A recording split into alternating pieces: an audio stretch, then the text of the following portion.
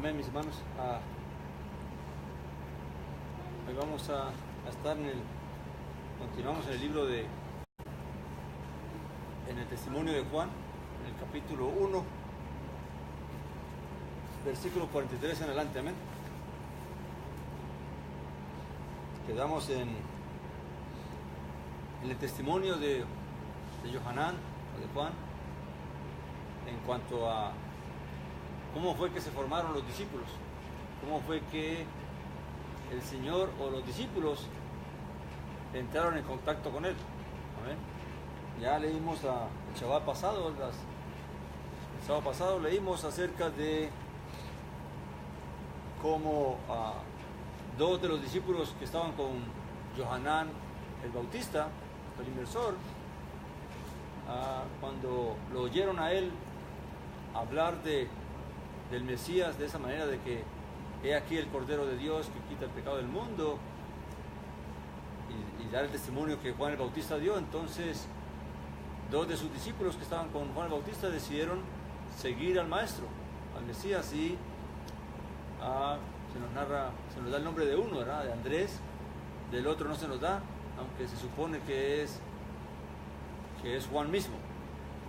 ¿Amén? Y como Andrés fue y llamó a su hermano, a Simón, a quien el Señor le cambió el nombre y le puso Kefas. Ahora, ¿por qué si el Señor le puso Kefas? ¿Por qué lo llamamos Pedro? Porque en el caso generalmente los nombres eran transliterados, los que eran en hebreo, ¿verdad? Pero Kefas no fue transliterado, sino que fue traducido. Entonces, Kefas, el significado de Kefas es roca. Y como en griego, roca es Petros, entonces de ahí lo bautizaron Petros, ya en griego. ¿Ven? Pero en la palabra griega, hebrea para roca es Kefas. Por eso tenemos esta diversidad de nombres para Pedro. Amén. Simón, que era su nombre original. ¿Qué significa Simón? Tiene relación con el que oye. Amén. Eso, recuerda el hijo, cuando Lea tuvo su tercer hijo, lo llamó Simón, que dijo Dios oyó. Amén. Y ahí viene la raíz de Simón, el que oye. Luego, ahora vamos a continuar mirando cómo se anexan otros discípulos, se anexan otros que van a seguir al Señor también. Amén. Ahora, interesante que Juan es el que nos va relatando estas cosas, porque los otros escritos no tenemos este relato de cómo fue que ellos entraron en contacto con el Maestro. Amén. Entonces nos dice aquí en el versículo 43, dice: al día siguiente quiso salir hacia Galilea y halla a Felipe, y Jesús les dice: sígueme. Amén. Y Felipe era de Betsaida, de la ciudad de Andrés y de Kefas, de Pedro. Felipe halla a Natanael y le dice: hemos hallado a aquel de quien escribió Moisés en la ley y los profetas, a Yeshua, hijo de José, el de Nazaret. Ahora, claramente sabemos por la escritura que Yeshua no es hijo biológico de José, ¿verdad? Pero como dice Lucas en el capítulo 1, dice él, en el capítulo 4 creo que es, donde narra de que Yeshua era hijo de José como se creía. O sea, para la gente que no conocía la historia, para la gente que no sabía lo que realmente había ocurrido, entonces para ellos José era el padre de Yeshua. ¿Amén? Pero Miriam o María y José sí conocían realmente la realidad de Yeshua, de quién era hijo el Mesías. Amén, Yeshua. Entonces, todo esto es interesante porque aunque Juan aquí no aclara ese concepto como lo aclara Lucas. Lo interesante es cómo ellos escriben lo que realmente, el testimonio tal como fue dado en el momento, ¿ven?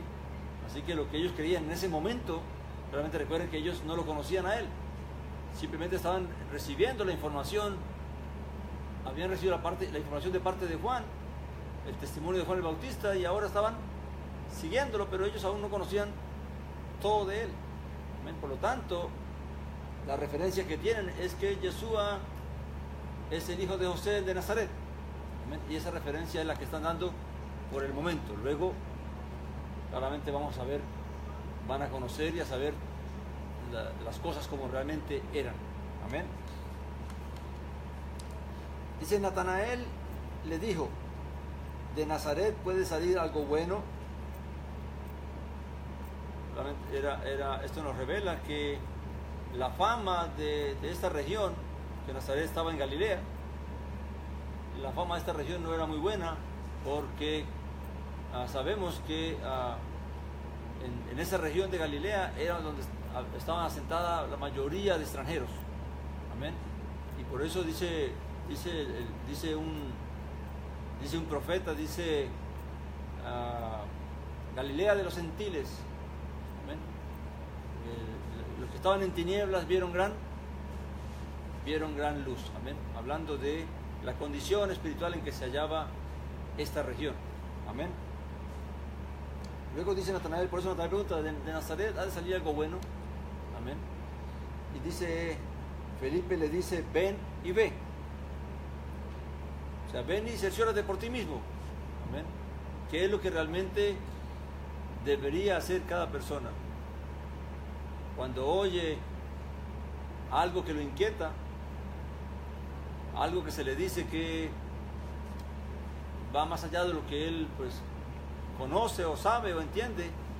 Pues debería darse la oportunidad de ir, oír y ver, cerciorarse por sí mismo de si lo que se dice es o no es, y que no se deje llevar tanto por lo que otros crean o no crean de esa persona, como les pasó a la mayoría de los judíos de aquella época, que por creerle a los líderes no le creyeron a Yeshua de Nazaret. Prefirieron creer al testimonio, a las mentiras, a todas las cosas que decían los líderes de Yeshua nuestro Señor.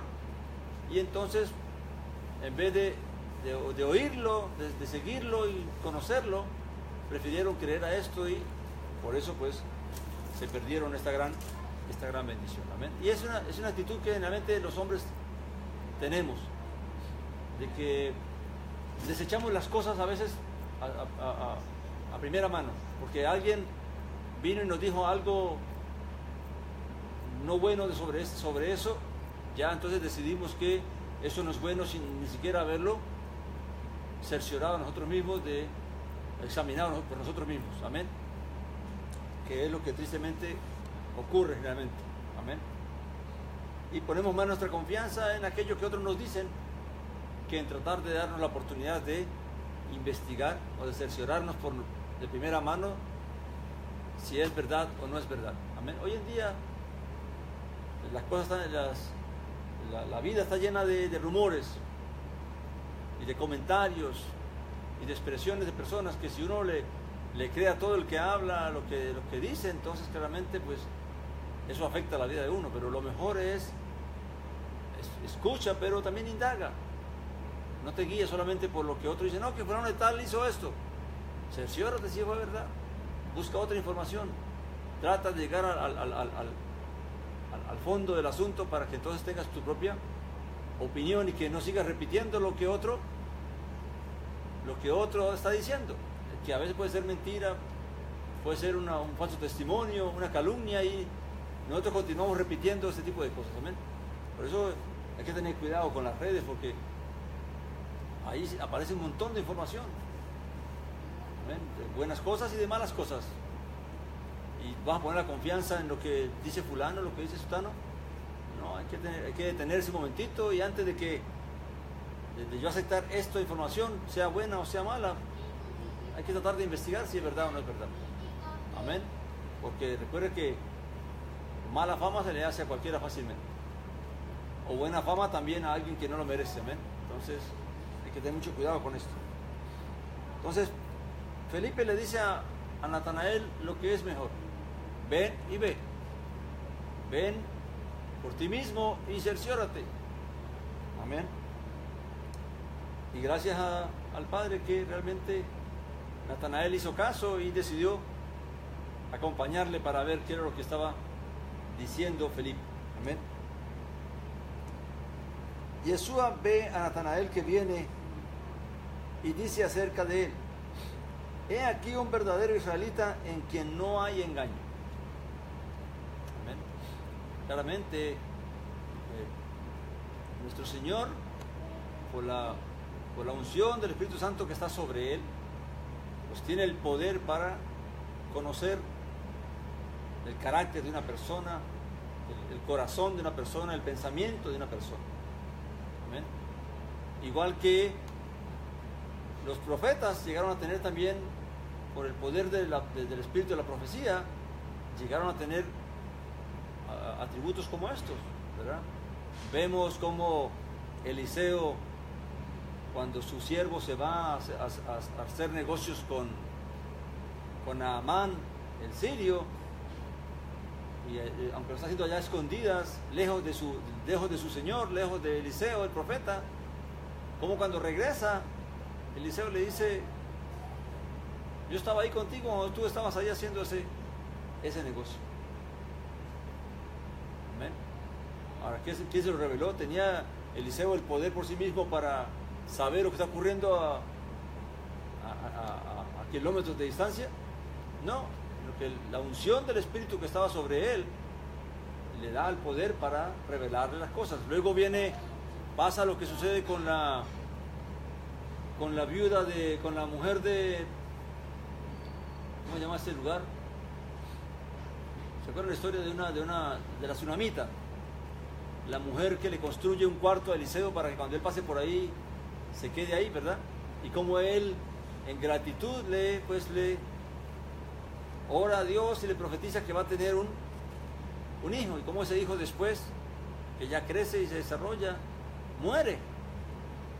Y cuando ella va a verlo por la muerte de su hijo, él dice algo muy interesante. Dice: veo que viene atribulada, pero el Señor, dice Yahweh, no me ha revelado la causa. Entonces, claramente, todo lo que el profeta recibe, lo recibe es porque el Señor se lo revela. Y ahí tenemos también a nuestro Señor Yeshua cuando dice él: el día y la hora nadie lo sabe, ni aún quién,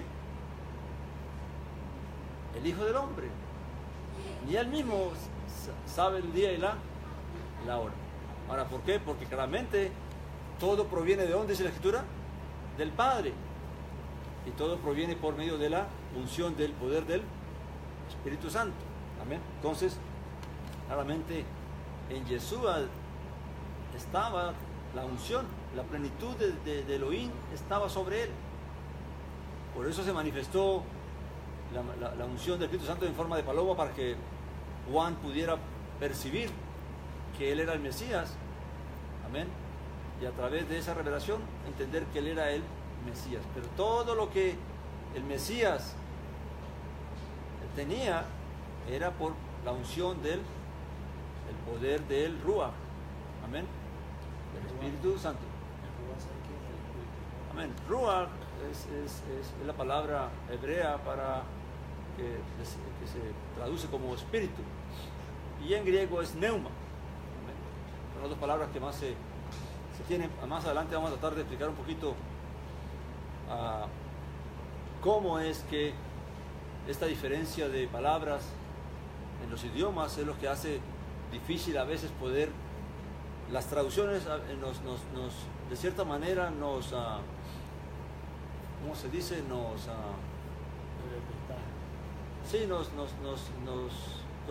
detienen de cierto conocimiento. Amén. Vamos, en español uno dice viento, una palabra específica para viento. Si usted dice espíritu en español, es una palabra específica para algo que termina. Mientras que Rúa en el hebreo podía significar viento, el viento que sopla, o un viento que es soplado, o puede significar el espíritu, pero el espíritu también puede hacer referencia a un ser, o puede hacer referencia a un atributo. Amén. Entonces, todo eso, que en el griego pudieron hallar la palabra exacta para Rúa, que es neuma, porque neuma tiene las mismas características. Neuma significa viento, o también significa espíritu. Ahora, ¿cuál es la revelación principal de Rúa y neuma? Si las dos palabras, tanto en hebreo como en griego, pueden significar un viento, o pueden significar un espíritu o espíritu, ¿cuál es el atributo de esa palabra, lo que esa palabra realmente revela? ¿Qué es lo que está revelando la palabra Rúa y neuma cuando puede designar varias cosas? ¿Qué principio nos revela? Que Rúa y neuma hace referencia a una fuerza invisible que se puede sentir. Esa es la connotación de la palabra Rúa y la palabra neuma. Amén. Cuando Job dice, un espíritu pasó por delante de mí y se me erizaron los vellos, ¿qué quiere decir él? Él sintió la presencia, pero no la vio. Amén. El viento tú lo puedes sentir, pero no lo ves. aunque no lo ves. Amén. Pero es una fuerza que está allí, que puede sentirse, pero no puede verse. Un espíritu es igual. La transmisión cuando una persona transmite un pensamiento a otra persona, cuando una persona motiva a otro, cuando una persona anima a otro a través de las palabras que dice, para que esa persona se una a él, o lo siga, o haga lo que él quiere hacer, ¿cómo se llama eso? Una influencia de espíritu. La persona puede influenciar el espíritu de otra persona a hacer algo que él ni pensaba hacer. Porque es que cuando los políticos o los motivadores hablan a las personas inmediatamente cambian su parecer, cambian su forma de pensar y deciden ¿qué? Hacer lo que, de acuerdo a lo que le están hablando. Entonces, a esa influencia que también se conoce como, porque ¿qué es esa influencia? Es una fuerza invisible. Tú no ves cómo las palabras van de aquí a allá y llevan ese cambio y transforman a la persona y causan ese ánimo o exhortan a la persona. Entonces, a esa influencia también se relaciona con espíritu, el sentir que hay, que es pasado de una persona a otra persona. Amén. Entonces, esa es la gran mientras que en español tenemos el problema que usted encuentra que los escritores buscaron la palabra que tal vez más se acercaba a lo que el texto o el contexto quería decir. Por eso encontramos viento, pero usted sabe que es viento. En español viento es viento. Viento no es espíritu. Si usted quiere hablar de espíritu, tiene que usar la palabra espíritu. Y esa es la gran privación que tenemos cuando leemos la traducción y no tenemos el contexto de las palabras en el idioma que se escribió. Recuerde que el léxico del hebreo y el léxico del griego es mucho más corto que el léxico del español. El español tiene muchas más palabras. Amén. El español es mucho más específico en sus palabras para determinar ciertas cosas, mientras que estos idiomas, por ser muy cortos en léxico, entonces las palabras podían tener varios significados, podía referirse a varias cosas. Yo pensaba que algo, el español era, en comparación con el hebreo, yo pensaba que el hebreo tenía mucho más léxico. No, ellos son mucho más, inclusive que las letras son muchas más en español que en hebreo y el mismo griego. Amén.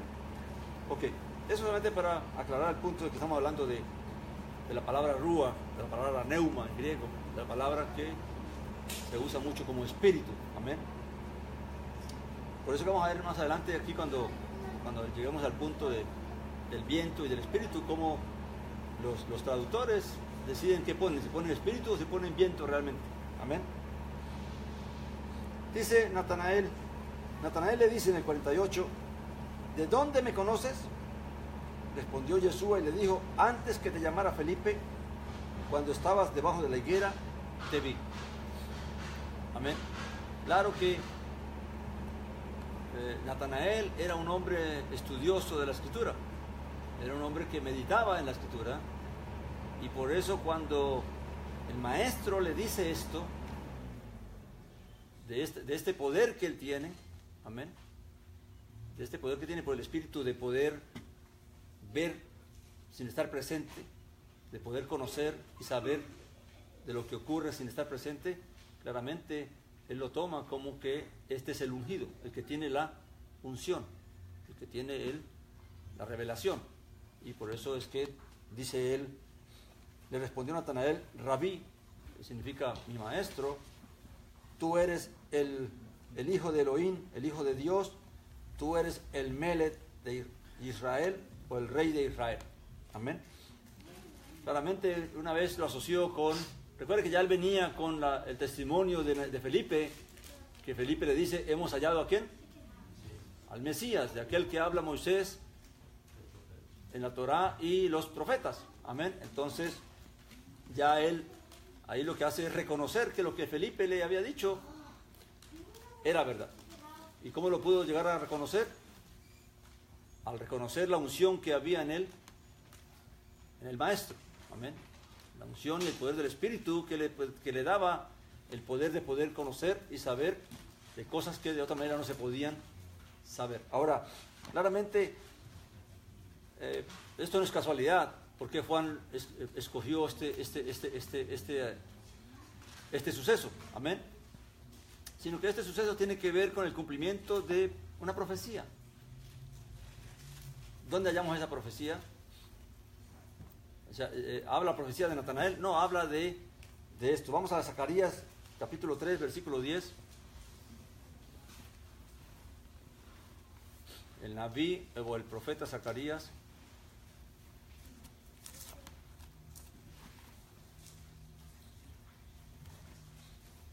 Capítulo 3, versículo 10.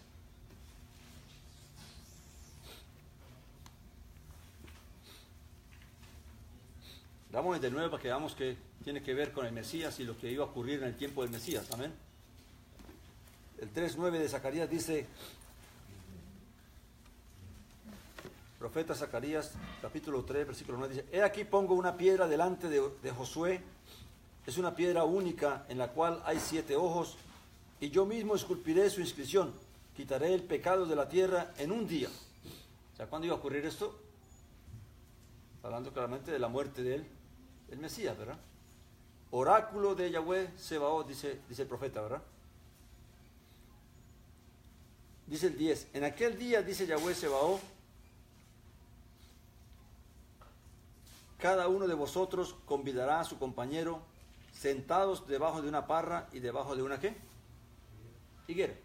Entonces, ¿dónde le habló Felipe a Natanael? Amén. Entonces, por eso es la alusión, porque claramente lo que Juan nos está mostrando de que este suceso no fue algo casual, sino que fue algo que realmente estaba relacionado con lo que estaba profetizado para el tiempo de la aparición del Mesías. Amén. Luego dice Natanael, claramente al escuchar esto, pues claramente se le abre el entendimiento y viene a confirmar lo que ya Felipe le ha dicho, al reconocer que primeramente que Yeshua es un rabí, es un maestro. Amén.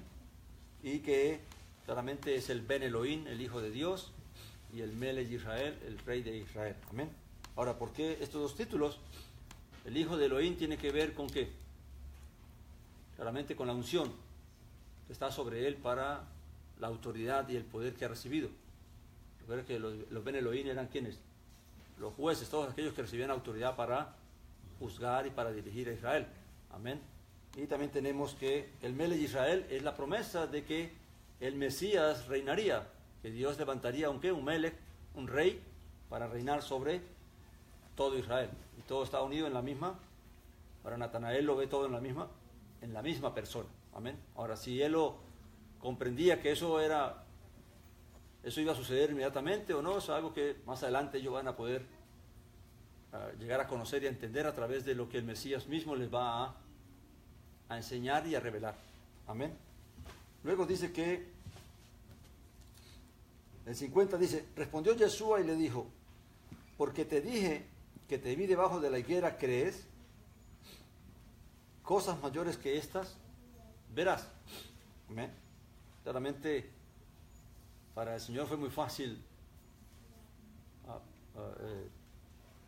revelarse a Natanael por lo que Natanael mismo era. Amén. Porque Natanael no era cualquier joven, sino que era un joven que realmente tenía la expectativa del Mesías. Amén. Y luego dice, y le dice, de cierto, versículo 51, de cierto os digo, veréis al cielo abierto y a los malachim, a los ángeles de Elohim, que ascienden y descienden sobre el Hijo del Hombre, el Ben Adán. Amén. Ahora, todo esto también es parte de ¿qué? Profecía. ¿Dónde encontramos esta profecía?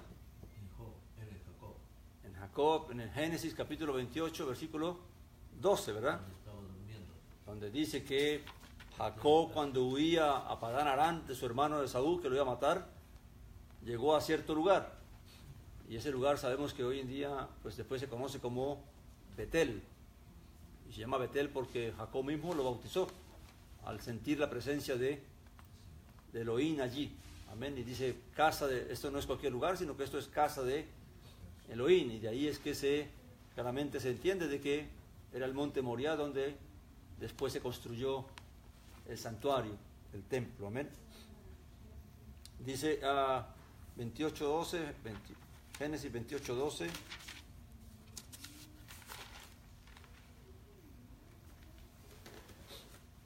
Y dice que Jacob en ese lugar tuvo sueño, dice, y tuvo un sueño.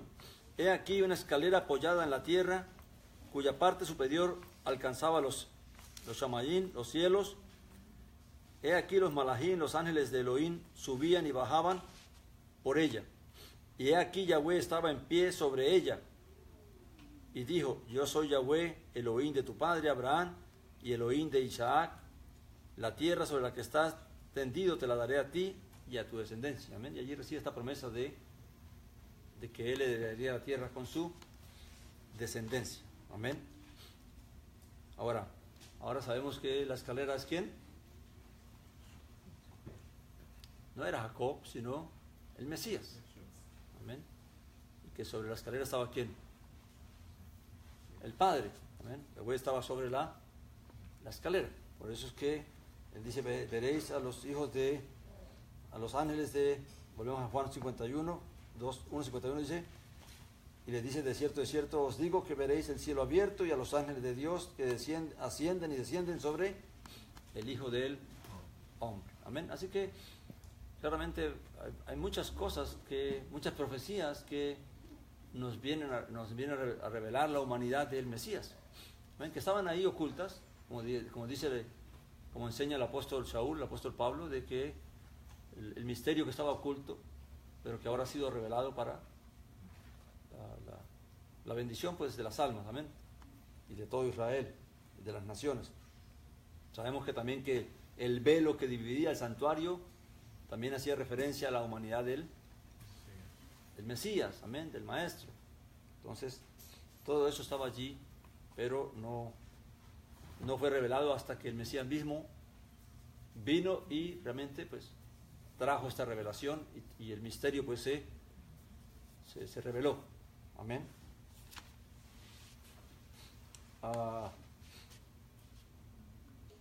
Y así entonces Juan nos revela cómo estos primeros discípulos llegaron a entrar en contacto con el Mesías.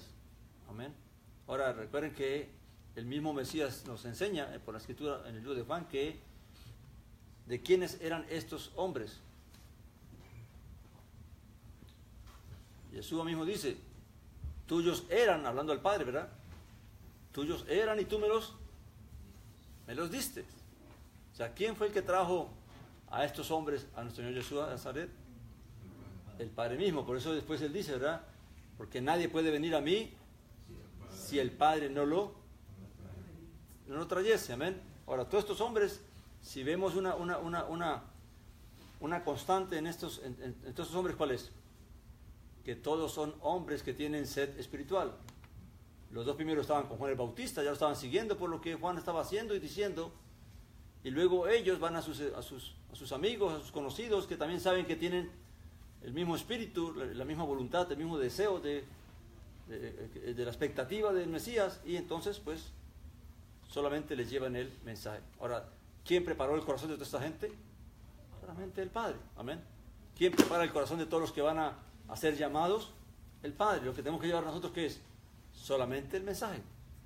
Para que todo aquel que es llamado conforme a la voluntad del Padre, entonces venga y crea y siga al Maestro. Amén. Luego tenemos el capítulo 2, donde se nos narra la boda de Canaán. Interesante que de estos primeros discípulos que nos narra aquí Juan, son los que después el Señor escoge para que darles más revelación a ellos que a los demás. Amén. Que son Andrés, Juan y Kefas, ¿verdad? O Yohanan y Kefas, son los tres que él está siempre separando, que es los que invitan al monte de la transfiguración para que vean la transfiguración y todas estas cosas. Amén. Y son los que, por eso tal vez Juan pone más énfasis en revelar cómo es que ellos se acercan o vienen al Maestro. Amén. Ahora sí, capítulo 2 de Yohanan.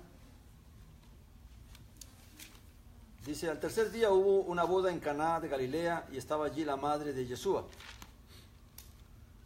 Y también había sido invitado a la boda Yeshua con sus discípulos. Y faltando vino, la madre de Yeshua les dice, no tienen vino. Yeshua les dice, mujer, ¿y a ti y a mí qué? Otra traducción dice, ¿qué tienes conmigo, mujer? ¿Verdad? Aún no ha llegado mi hora. Su madre dice a los que servían, haced lo que os diga. Y había allí 6 tinajas pétreas, o sea, de piedra, asentadas, conforme a la purificación de los judíos, cada una con capacidad de 2 o 3 metretas. O sea que eran tinajas que podían contener una gran cantidad de agua. Amén. Yeshua les dice, llenad las tinajas de agua, y las llenaron hasta el borde. También les dice, sacad ahora y lleva al maestresala, y se lo llevaron. Cuando el maestresala probó el agua hecha vino, porque no sabía de dónde provenía, aunque lo sabían los servidores que habían sacado el agua, el maestresala llama al esposo y le dice, todo hombre sirve primero el buen vino, y cuando están embriagados el peor, pero tú has guardado el buen vino hasta ahora. Este principio de las señales hizo Yeshua en Caná de Galilea y manifestó su gloria, y sus discípulos creyeron en él. Después de esto, él descendió a Cafarnaún con su madre y sus hermanos y sus discípulos, y permanecieron allí no muchos días. Amén. Ahora,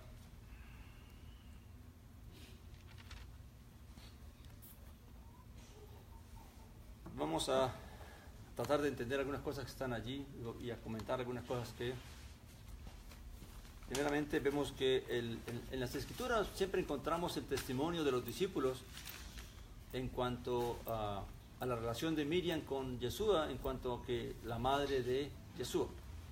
Amén. Siempre encontramos que ellos ponen ese título, madre de Yeshua. Pero interesante es que cuando la Escritura narra el contacto que tiene Yeshua directo con Miriam, no la llama madre, sino que en las 2 únicas ocasiones en las que Yeshua se dirige a Miriam en un diálogo en la Escritura, siempre la llama mujer. aquí, en esta ocasión, y también cuando él está en el madero.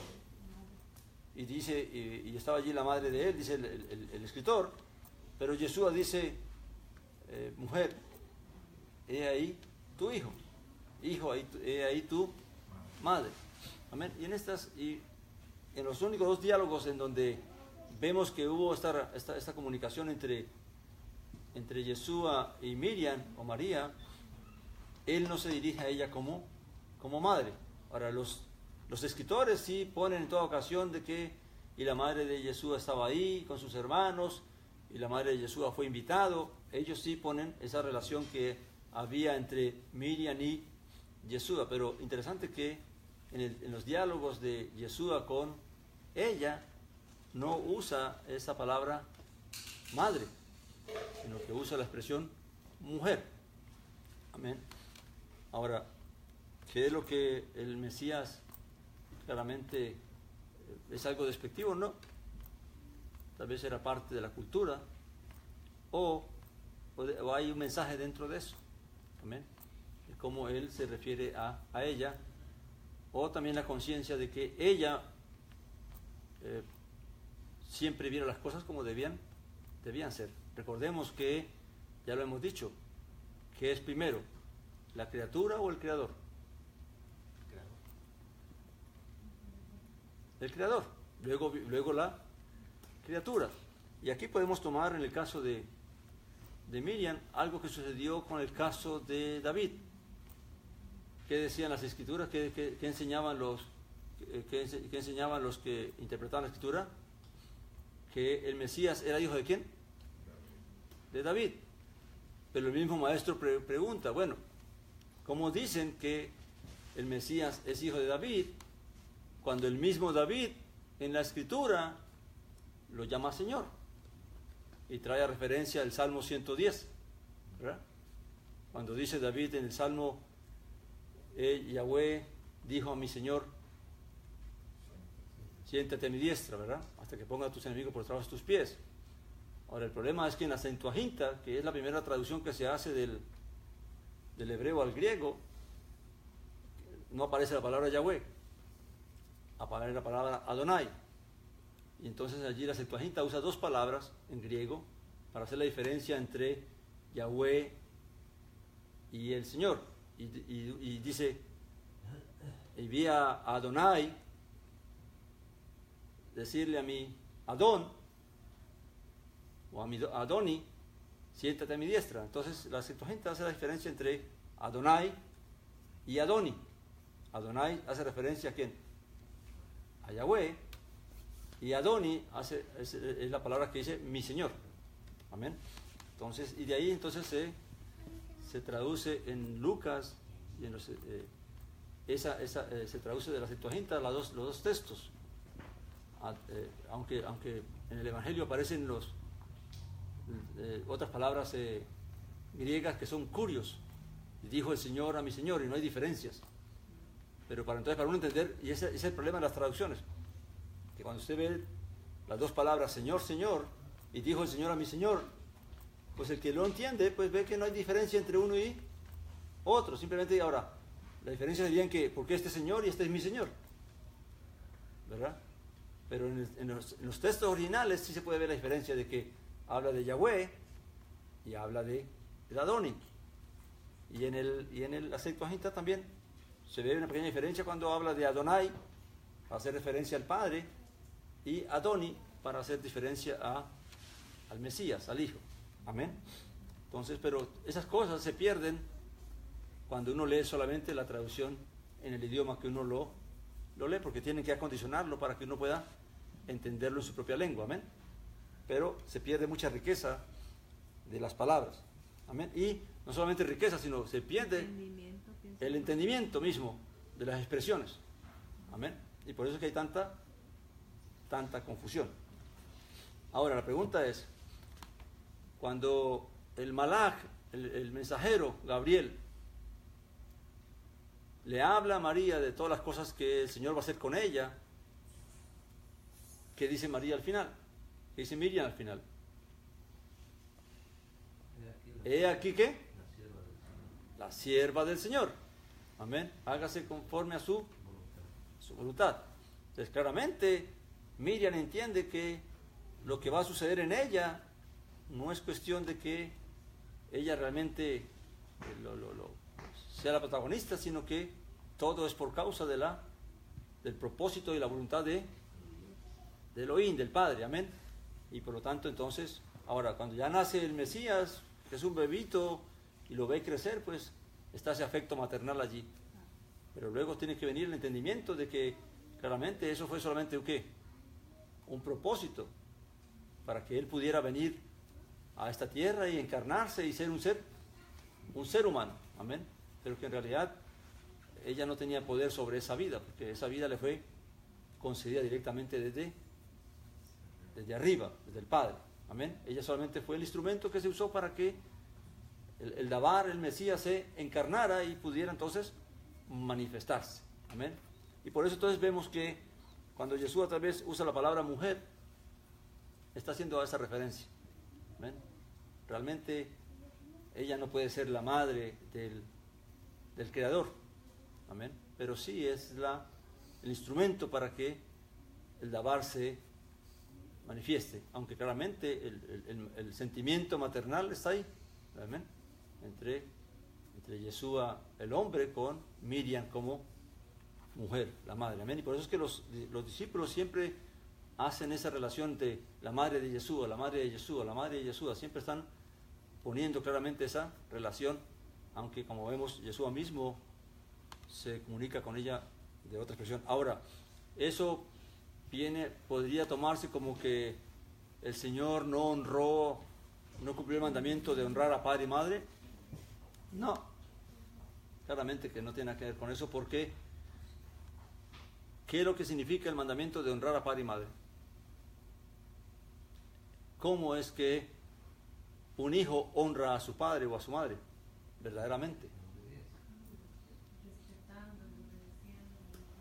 Amén. No es solamente la obediencia, es mucho más que eso. Amén. Cuando el hijo o la hija tienen consideración, tienen respeto hacia el sentir de su padre y de su madre, entonces claramente eso es lo que la palabra honra viene de la palabra hebrea kabat o kabet, que también viene de kabot, que es gloria, la gloria de Dios. Pero la palabra kabat o kabet en hebreo tiene que ver más con el peso de algo. Amén. O sea, con la importancia que tiene algo. Como dice aquí, con el realce de alguien o de algo. Amén. Entonces, claramente, cuando el rey de Moab le ofrece a Balaán que lo honrará si viene para maldecirle a Israel, ¿cuál era la honra que le iba a dar? ¿Quién era Balaán? Balaán era un profeta que después la gente iba allá, pero no tenía ese realce que realmente un rey le podía dar, al ponerlo en un lugar de autoridad o de poder, y aparte de riquezas que le iba a dar. Entonces, ese realce es lo que se conoce como honra. Entonces, cuando Dios dice que demostraré mi gloria sobre Faraón, me gloriaré sobre Faraón, ¿qué es lo que está diciendo? Que el Señor le iba a mostrar a Faraón todo el peso de su exaltación. Amén. Al demostrarle que solamente Él era Elohim, y que no hay Elohim, no hay otro Dios fuera de Él. Entonces, ¿en qué consiste la honra de un hijo o de una hija hacia su padre o a su madre? En cómo yo realzo a mi padre y a mi madre, cómo yo no los avergüenzo, cómo yo no hago nada de los cuales ellos se avergüenzan. Porque no importa si un hijo obedece. Porque hay hijos que dicen, sí, yo voy pero no va. O sí, yo hago esto pero después no lo hace. Eso no es el punto. El punto es Cuando un hijo o una hija se cuida de que sus padres no sean avergonzados por causa de él en ningún aspecto de la vida, entonces ese hijo o esa hija realmente está honrando a su padre. Entonces tiene que ver más con la obediencia, tiene que ver con cómo el hijo se comporta en la calle, cómo el hijo se comporta en cualquier lugar, aunque no estén sus padres ahí, porque al final van a decir que, es que ese es hijo de fulano de tal. Amén. Entonces para hoy se enseña mucho de que honrar es obedecer. No, es mucho más que obedecer. Es que yo mantenga la imagen de mis padres en alto. Amén. Que el que vea mi comportamiento, que el que vea lo que yo hago y lo que yo digo, claramente vea que detrás de eso están ¿quién? Mis padres. Que mis padres pueden ir por la calle tranquilamente sin que se avergüencen de que alguien diga, mira, tu hijo es esto, tu hijo es aquello. Porque entonces, ¿dónde queda la honra de ellos? ¿Amén? Entonces, en ese sentido, claramente, no, porque Jesús no le dice madre y le dice mujer, no está faltando a la honra de ella. Amén. Ahora, lo que va a pasar después es lo que demuestra la honra de Jesús hacia ella. Amén. Claramente, nuestro Señor Jesús exhorta a Miriam a una cosa. ¿Qué le quiso decir él cuando le dijo, y a ti y a mí qué? ¿O qué tienes conmigo, mujer? Aún no ha llegado mi hora. ¿Qué fue lo que realmente él le quiso decir con esas palabras? ¿Fue un reproche? ¿O fue más bien una exhortación hacia algo, hacia ella?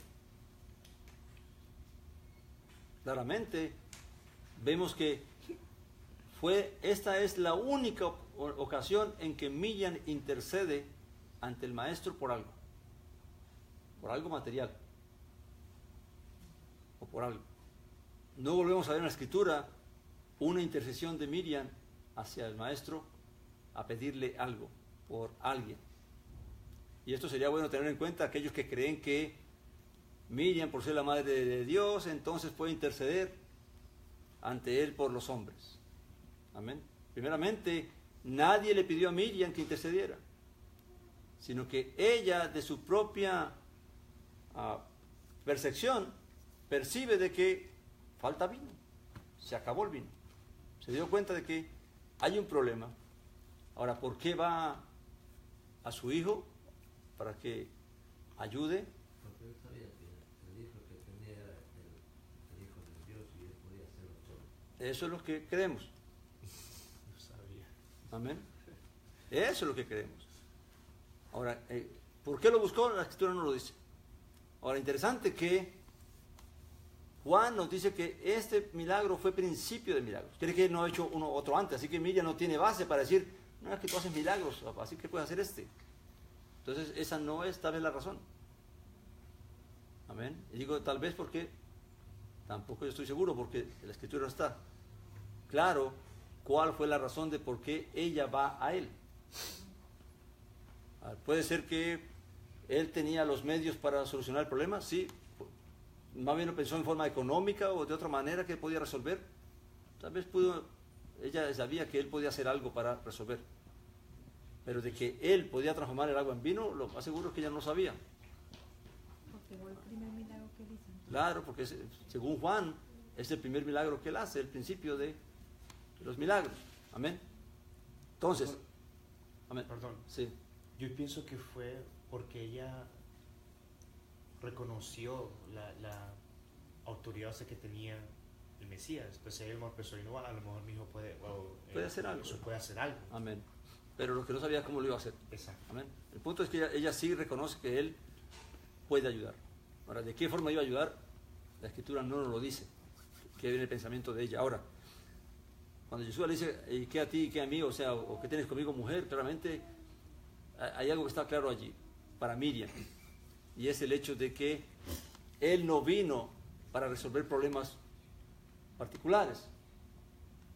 Él no vino para resolver problemas de fiestas, de cosas de la fiesta de la gente. Amén. Y claramente la exhortación de él con esas palabras a Miriam es esa. Eso no se trata de que, ahora porque yo puedo, entonces yo voy a resolver el problema de todo el mundo. No, es que si el que se casa, pues tiene que saber lo que va a hacer y con qué lo va a hacer. O si se acabó el vino, que Amén. Entonces el punto es de que claramente no es problema de él. ¿Por qué? Porque el que se casó pues debió prever lo que necesitaba para su fiesta. Amén. O el maestresala que tenía, que es el que estaba dirigiendo la repartición del vino y de las cosas, debió saber con qué contaba y hasta dónde le alcanzaba. Amén. O fue que los invitados pasaron el número de lo que ellos esperaban y entonces consumieron más rápido todo. Eso no está explicado allí. Amén. Ahora, lo que está importante es de que claramente Miriam entendió el mensaje, la exhortación. Claramente, como ya lo había hablado, entonces le dice a los que están allí sirviendo, hagan como él les diga. O sea, como dice por ahí, untada la mano, que untaba hasta el codo, ¿verdad? Ya lo hice, pues, por favor, hazlo. Y el punto es de que el Mesías honra, porque claramente es una preocupación muy, muy humana, el sentir empatía por la necesidad de otra persona. Y entonces él decide hacer algo aunque en realidad no es lo que quería, no es lo que pretendía, pues lo hace porque ahora la carga se le pusieron ¿sobre quién? Sobre él. Ahora, ¿qué pasaba si él no lo hacía?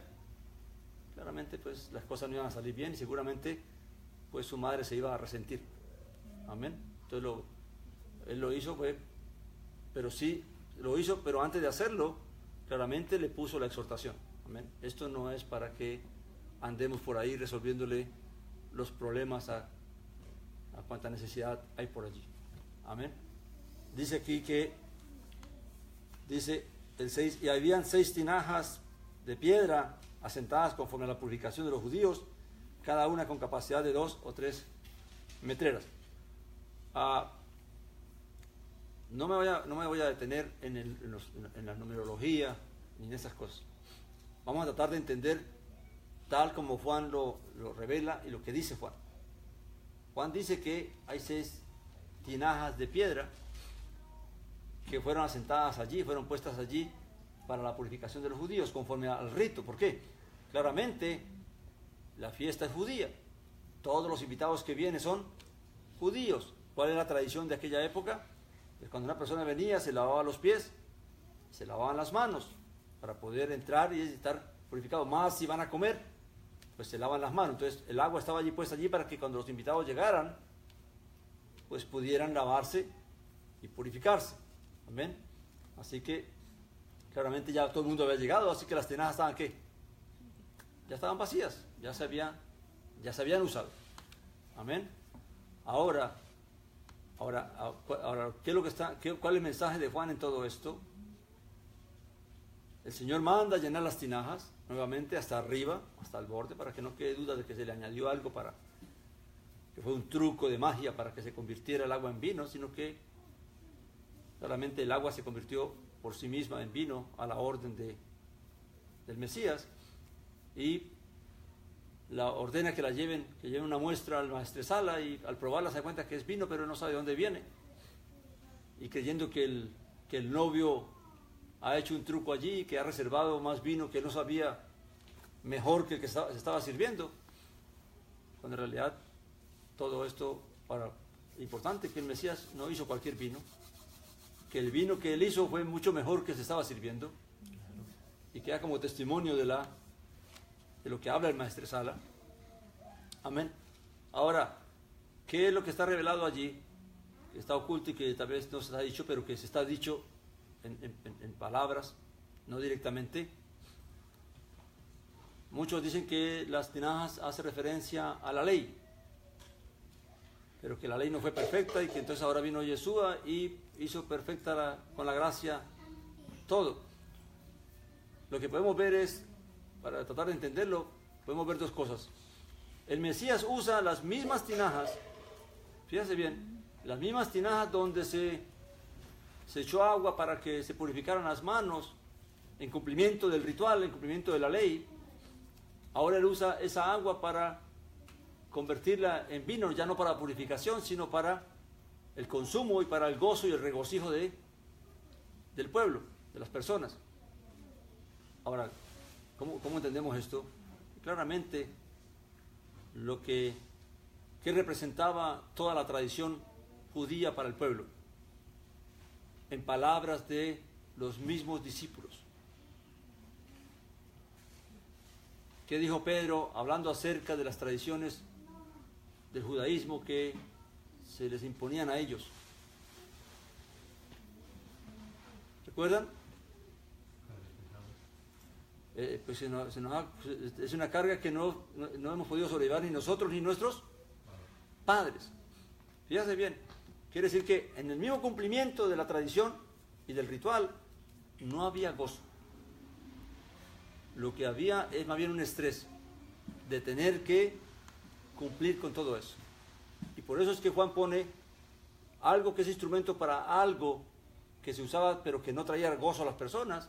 Ahora el Mesías usa ese mismo instrumento para traer gozo, para traer regocijo. Que es lo que él dice cuando dice: venid a mí todos los que estáis, ¿qué? Cargados y cansados, y yo os haré descansar. Llevad mi yugo, que es, ¿qué? Que es ligero, ¿verdad? Claramente lo que Juan está haciendo allí es: la tradición es pesada, no la Torah, no el mandamiento, sino la tradición que se nos ha impuesto a través de la misma Torah. Porque recuerde que se aumentó un montón de mandamientos y de cosas a raíz de la Torah. Entonces la tradición que se nos impuso realmente no nos trae gozo. Es una carga muy pesada que no podemos llevar. Amén. Y ahora el Mesías viene y entonces a través de su mensaje, de sus palabras, esa carga, ¿qué pasa? Se hace liviana. Y en vez de ser una carga, ahora lo que trae es que es regocijo, lo que trae es alegría, que es lo que representa el vino en ese momento. Amén. Entonces lo que representa es el contraste que hay entre la tradición judaica con la revelación del Mesías.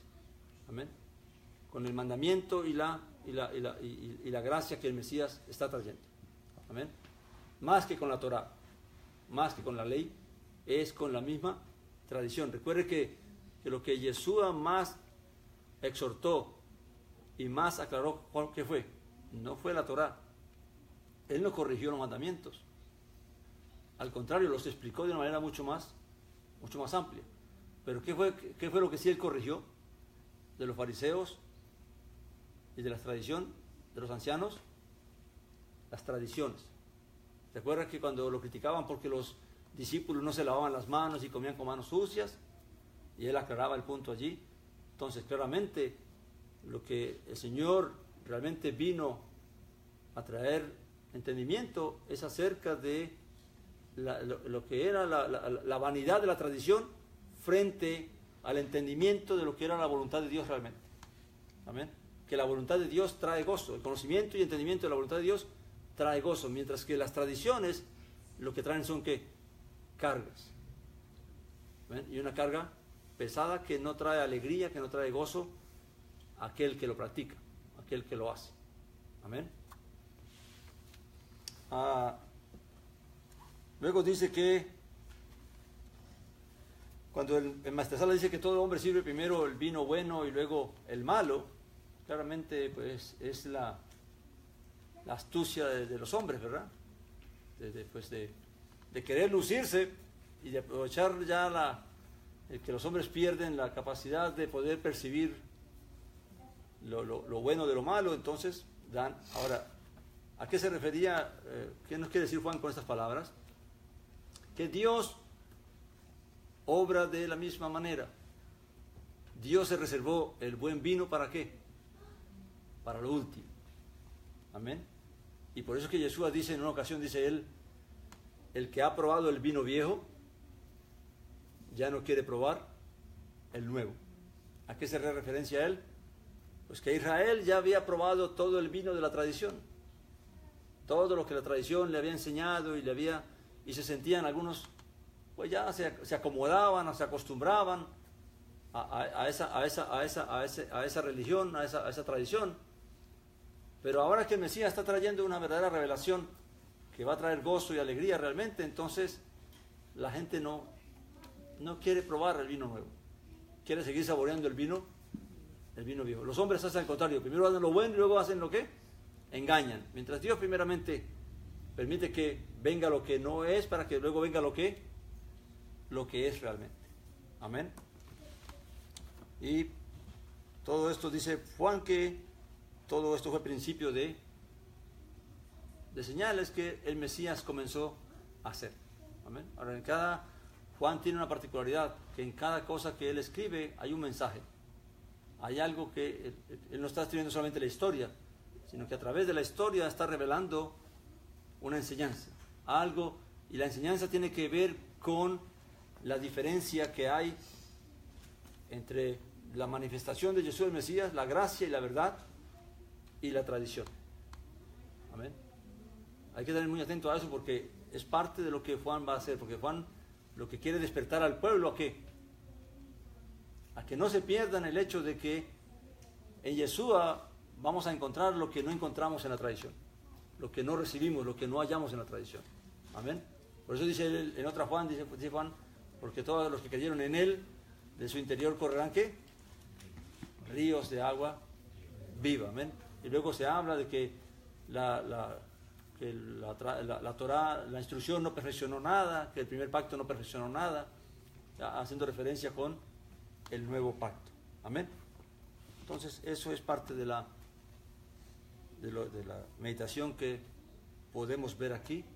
Si usted lee comentarios, va a ver de que muchos comentaristas comentan muchas otras cosas. Cada quien debe tratar de entender tal como lo mejor es tratar de entenderlo desde la misma revelación de la Escritura y no tratar de suponer algo basado en la filosofía o en otra cosa. ¿Amén? Uno de los problemas que hay dentro de las doctrinas y de los comentarios es que hay mucha filosofía. Amén. Y eso realmente le roba lo que es la revelación de lo que realmente. Recuerde que el Espíritu de Dios fue el que guió a Juan a escribir esto. Así que es el Espíritu de Elohim el que tiene que darnos ¿qué? El entendimiento y la revelación de lo que fue escrito, y por qué fue escrito y para qué fue escrito. Amén. Entonces vamos a dejarlo por ahí.